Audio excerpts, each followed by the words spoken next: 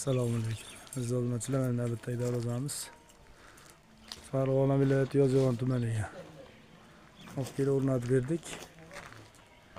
Bu yerda kaltikalar, kichkina kaltikalar ham bor. 2 qavatli shumkali variantda bo'lgan. Ikkala yon tagi 10lik shivillarda, 6 ga 4 ichki qanot profillari 1,5 stenada bo'lgan. Listlari 2 qavat. Shumkali variantda.